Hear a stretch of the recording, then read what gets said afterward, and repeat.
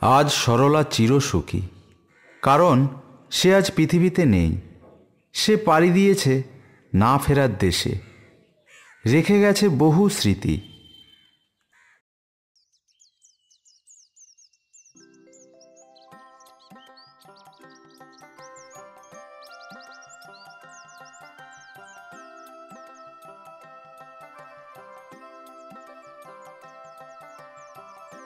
সমর, বাবা রান্না হয়ে গেছে, আয় দুটো খেয়ে নে।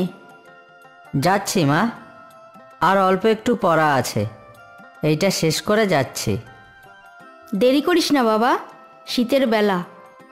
মা, এবার শীত আসছে, আমায় একটা সোয়েটার কিনে দেবে? সোয়েটার? কিছু পয়সা জমিয়েছিলাম, ভাবলাম এবার শীতে একটা কম্বল কিনবো। ঠিক আছে, তোকে এবার সোয়েটার কিনে দেব। পুরনো কাঁথা দুটোকে সেলাই করে নেব, চলে যাবে কয়েক বছর। মা, আমি বড় হয়ে যখন চাকরি পাবো, তখন তোমায় একটা দামি থেকে কম্বল কিনে দেব। সরলার স্বামী সড়ক দুর্ঘটনায় মারা যায়। সরলা এ বাড়ি ও বাড়ি কাজ করে ছেলেটিকে পড়াশোনা শেখায়।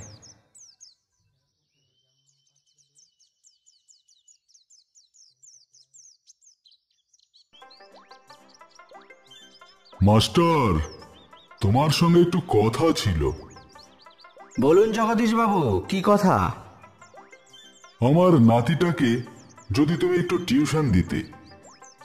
জগদীশ বাবু, আপনার নাতি কোন ক্লাসে পড়ে? মাস্টার, নাতির বয়স তো সবে 4 বছর। জগদীশ বাবু, আমি তো এত ছোট বাচ্চাদের পড়াই না। তবে আমার একটা ছাত্র আছে, খুব গরিব, কিন্তু পড়াশোনায় মেধাবী। আপনি যদি বলেন তাহলে একবার আমি বলে দেখতে পারি। তাহলে বেশ, বলে দেখো। ভালো পড়াতে পারলে মাইনে পুষিয়ে দেব।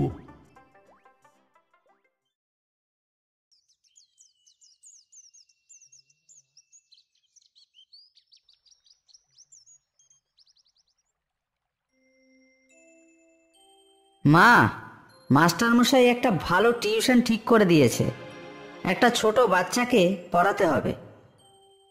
খবরদার না, তুই নিজের পড়ায় মন দে। আমি লোকের বাড়ি কাজ করে তোকে পড়াচ্ছি এই টিউশন পড়ানোর জন্য?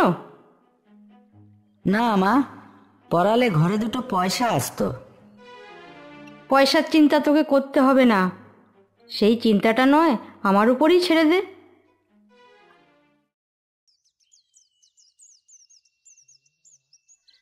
এইভাবেই বেশ কয়েক বছর চলতে থাকে। একদিন সরলার স্বপ্ন পূর্ণ হলো। মা, তোমাকে আর লোকের বাড়ি কাজ করতে হবে না। কেন রে, কাজ না করলে সংসার চলবে কি করে? মা, আমি সিলেকশন হয়ে গেছি, স্কুল মাস্টারের চাকরিটা আমার হয়ে গেছে।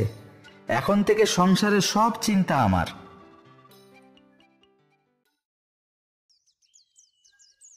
সরলার মনের বাসনা পূর্ণ হলো।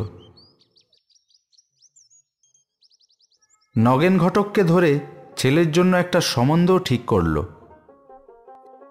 বৌদি, মেয়ের বাবার তো সমরকে খুব পছন্দ, আর মেয়েটাও দেখতে শুনতে ভালো। ঠাকুরপো, সবই তো ঠিক আছে, কিন্তু ওরা ভীষণ বড় লোক। না না বৌদি, আপনি অমত করবেন না। সমরের যখন পছন্দ, তাহলে বিয়েটা দিয়েই দিন।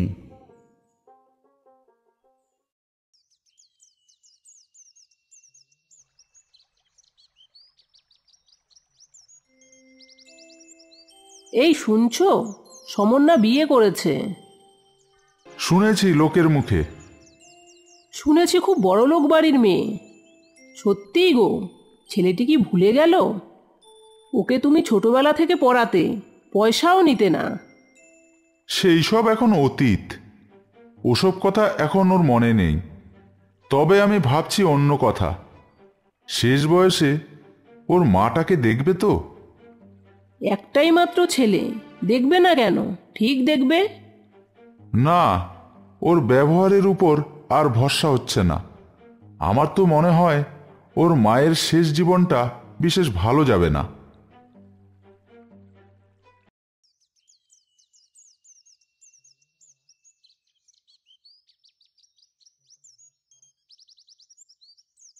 সমর, বাবা একটা কথা বলার ছিল।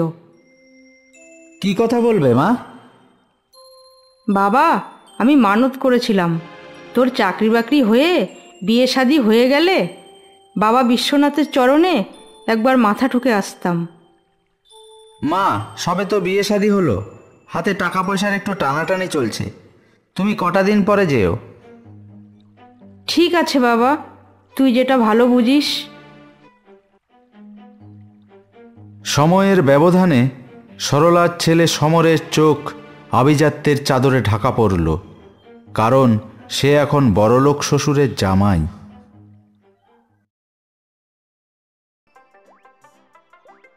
এই শুনছো, বাবা ফোন করেছিল। তাই নাকি? শ্বশুরমশাই কি বলল? আমাদের বিয়ের 1 মাস পূর্ণ হয়েছে। বাবা তাই রাতে ছোটখাটো একটা খাওয়া দাওয়ার আয়োজন করেছে। বাহ, এটা তো খুব নতুনত্ব ব্যাপার।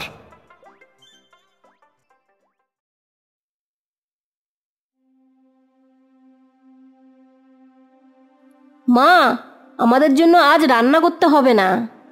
আমি আর আপনার ছেলে দুজনে মিলে বাপের বাড়ি যাব। আপনার ছেলেকে আর বাজারে পাঠালাম না। ঘরে যা আছে আজকের মতো চালিয়ে নিন।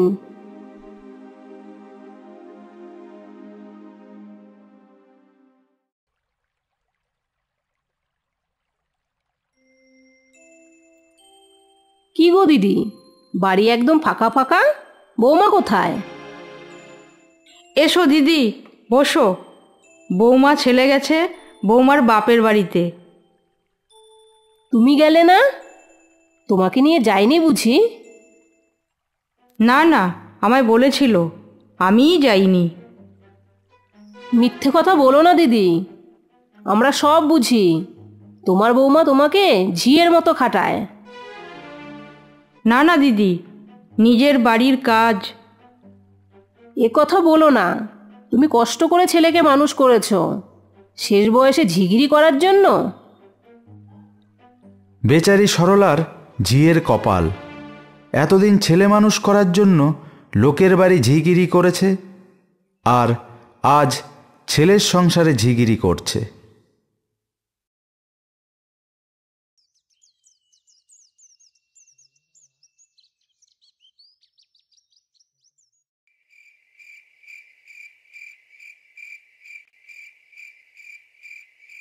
এত শীত আর মানে না।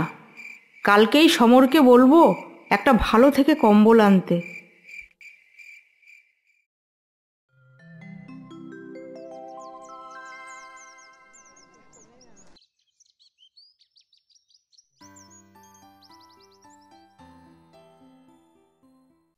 বাবা সমর, বলছিলাম একটা ভালো দেখে কম্বল আনবি। এবার ভীষণ ঠান্ডা পড়েছে, ওই ছেঁড়া কাঁথায় আর ঠান্ডা মানে না। মা, এ মাসে হবে না।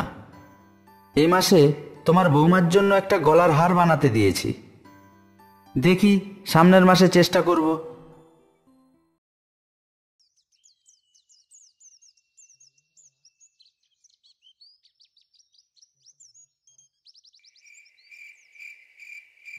মা, আমি বড় হয়ে যখন চাকরি পাবো তখন তোমায় একটা দামি থেকে কম্বল কিনে দেব।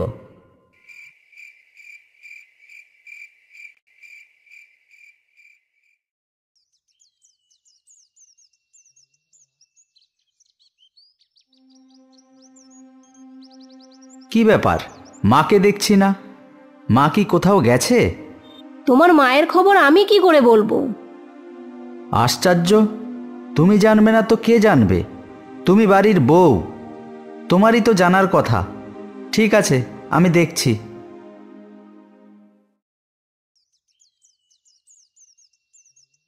মা, মা, এখনো ঘুমোচ্ছ? কত বেলা হয়েছে জানো? প্রীতি, তুমি কোথায়? তাড়াতাড়ি আসো, মা ঘুম থেকে উঠছে না। আজ সরলার শেষ যাত্রা। আসুন আমরা সবাই মিলে সরলার আত্মার চিরশান্তি কামনা করি। কে জানে সমাজে এরকম মায়ের সংখ্যা আরও না জানি কত আছে।